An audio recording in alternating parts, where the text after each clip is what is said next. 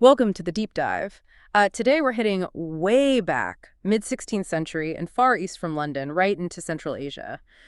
We're using some, well, pretty unique sources, medieval European maps. These aren't just old charts, they're like windows into this time of exploration, and maybe more importantly, how the West was trying to understand the peoples of Central Asia. Exactly. It's fascinating because maps from this era, they're not just about plotting rivers and mountains. They're really snapshots of knowledge, perceptions, sometimes even, complete misunderstandings about distant places. Yeah, and we've got travelogues, historical accounts, but especially this one map from 1562. It's based on an English traveler's journey, Anthony Jenkinson. And that map and Jenkinson's account, they present this puzzle. We're trying to figure out who groups like the Kalmaks and the Oirats were on these maps and what their depictions actually mean. So our mission today is really to unpack these maps, see what insights they hold about Central Asian history and identity back then. Should be interesting. Okay, let's jump in. Anthony Jenkinson, English diplomat, merchant, mid-1550s, he leaves London. Big goal, find a new trade route to China. Yeah, and this wasn't just like a wanderlust thing. Finding an eastern route was a huge deal for England. They were desperate to compete with Spain and Portugal, who already had their sea routes pretty much locked down. So an overland route, maybe a northern one, major economic priority. Right, so Jenkinson heads east through Russia, aiming for Bukhara, modern Uzbekistan, starting in 1558. His journey, his notes, they become the basis for that 1562 map. Although he probably wasn't drawing it himself, more like providing the intel to map makers like Clement Adams and Nicholas Reynolds back home. And his journal, pretty early on, he mentions a group relevant to our puzzle. The Kalmaks. Yes, exactly. He connects them to the Emba River, which flows into the Caspian Sea. And this is specific. August 1558. He spells it Kolmak, or Kolmaks. Wow, okay. So that name, Kalmak, pops up in a European source linked to a specific place relatively early in his trip, even before he gets deep into Central Asia. Puts them on the map, literally and figuratively. Right. Okay, fast forward a bit. December 1558, Jenkinson makes it to Bukhara, big trade city. He sees caravans coming in from Persia, India, but surprisingly, none from China. The big prize, right? No Chinese caravans. And he finds out why, doesn't he? Yeah, his account says there's basically a war going on just outside the city. Nomadic groups are fighting, and it's blocking that whole eastern trade route. Dangerous stuff. And who does he say these groups are? He identifies them as Cossacks and Kynges, spelled K-I-N-G-S. Kings. Okay, that's where it gets tricky, isn't it? Because later editors back in England look at that and thought, They thought Kings must be a mistake, right? Maybe for Kyrgyz. exactly. And then there's another layer. Jenkinson described these kings as idolaters, pagans. So the editors, working with, pretty limited knowledge of the region back then, they put 2 and 2 together, maybe got 5. They figured, okay, idolaters in that part of the world. The main group they knew about who weren't Muslim were the Kalmyks. They followed Buddhism. So they conclude these kings must be Kalmaks. Ah, I see. So a deduction based purely on the idolater label and their own limited understanding. Pretty much. But modern scholars like Barthold, they've looked into this. And kings, almost certainly a garbled version of Kirkun. Gurkun?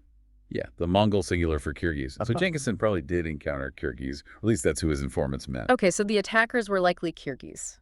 That makes more sense geographically, maybe? It does, especially with the historical context. Around this exact time, starting about 1527 for maybe 30 years, the Cossacks and the Kyrgyz were actually united, a powerful alliance. So they had the muscle to block major trade routes like the one to Bukhara. Precisely. That alliance explains why they could pose such a threat. But then why the idolater label if they were Kyrgyz? Weren't some of them becoming Muslim? And why did that lead the editors straight to Kalmyk? Good questions. It comes down to perception and, frankly, bias. The Moguls, who were ruling parts of the area, they were Turkified Mongols who had converted to Islam. They often looked down on the Kyrgyz. They saw them as, well, maybe not fully proper Muslims yet or still holding on to old ways. And the whole region to the east of Bukhara, Mogulistan, or Jetay, it had this reputation among the more settled Uzbeks as being kind of wild, unruly, a land of Jetay, which meant robbers, not truly Islamic. So Jenkinson hears them described as non-Muslims, maybe even pagans. Right. And that description gets filtered back to England.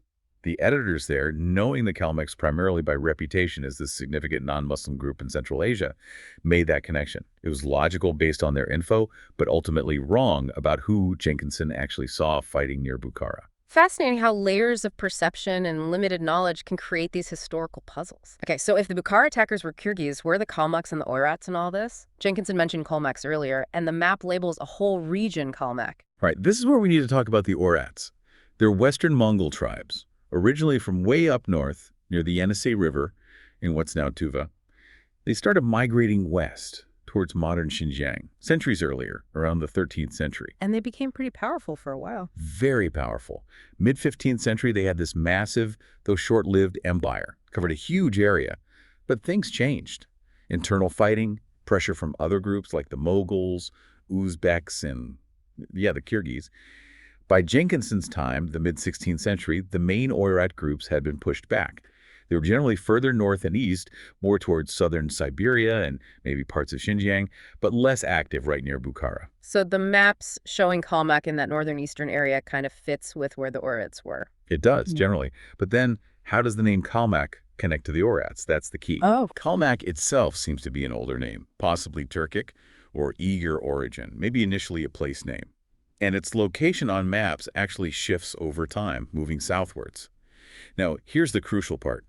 When the Oirats migrated into this region that people already knew, or called Kalmak, others started calling the Oirats Kalmaks. Ah, so the name was tied to the place first. Seems so. Ming Dynasty sources from China even mention that the Oirats and the local people already called Kalmaks were very similar nomads. So the Oirats, moving into this specific area, basically got labeled with the existing regional name. And they adopted it, or just got stuck with it. Probably a bit of both. It's Yeah. stuck. There's a theory the name originally meant something like those who remained non-Muslim, or remained in their ancestral lands compared to others who moved or converted. This would fit the Oirats, who kept their traditional beliefs or later adopted Buddhism, distinct from their Muslim neighbors. So the timeline is kind of, Oirat is the original tribal group name. They move into Kalmak region. People start calling them Kalmaks. That name sticks, evolves later into Kalmyk in Russia. Exactly. It's a great example of how identity and names can shift with migration and how others see you. Okay, let's really zoom in on the maps now. Jenkinson's 1562 one, the Ortelius copy from 1570. Beyond just putting Kalmak on the map, what details do they show about these people? This is where it gets visually really interesting. In that Kalmak region, the map makers drew people, and they're shown doing specific things. Worshipping. Worshipping what? Two things. Mainly, they show people worshipping the sun and, quite distinctly, worshipping a red cloth raised up on a pole. And the text boxes, the cartouches mention this too, right? Tribes worshipping the sun or a cloth raised on a pole, plus stuff about living in camps, eating snakes, having their own language. Right. But that red cloth on a pole, that's the detail that really stands out. Why red? Why a cloth on a pole? Okay, I'm intrigued. What's the theory? The theory links this directly back to the Oirats and their identity markers.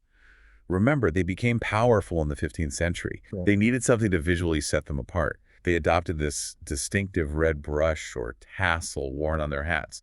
Both men and women wore it. It became a clear Oirat symbol, so much so they were sometimes called Ulan Zalota Kulak, which means Kalmaks with red tassels. Wow, a red tassel. Yeah, and it wasn't just ethnic.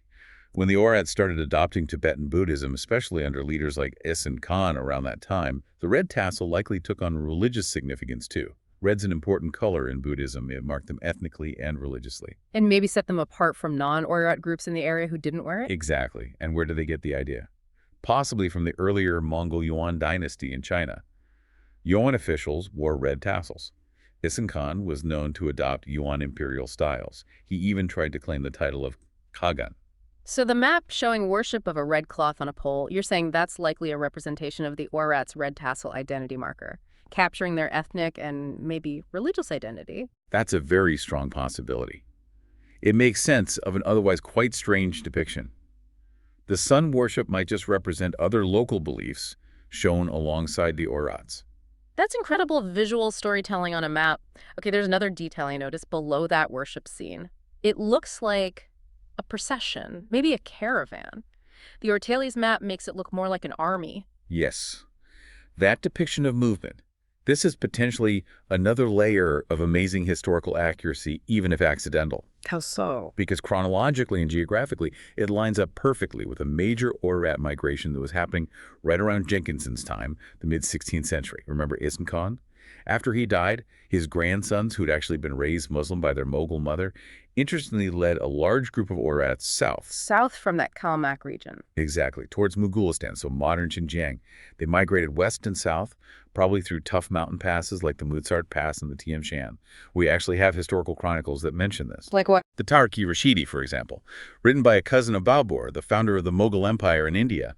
He was in the region and wrote about this migration, this arrival of Oirats, who he calls Kalmaks, and sees as infidels and the conflicts they caused with the Mughals there. So the map might actually be showing this migration, a simplified picture of a large group moving south and west. It's a compelling hypothesis. Whether the mapmaker knew the specifics or was just drawing based on traveler reports of people moving south from the Kalmak lands, the image captures a real historical event happening at that very time, a snapshot of migration. That just blows my mind. These maps are so much more than routes. They're packed with identity, religion, movement. Absolutely. They aren't photographs, obviously. They're a synthesis.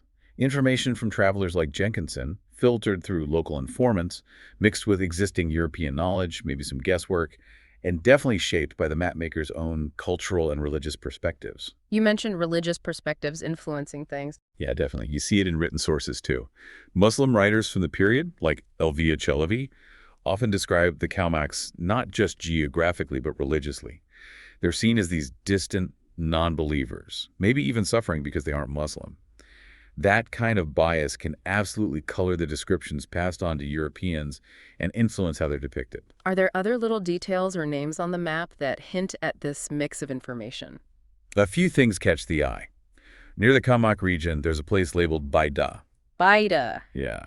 Now, in Arabic, Baida can mean something like white or white edge, maybe referring to a snowy region, a mountain frontier.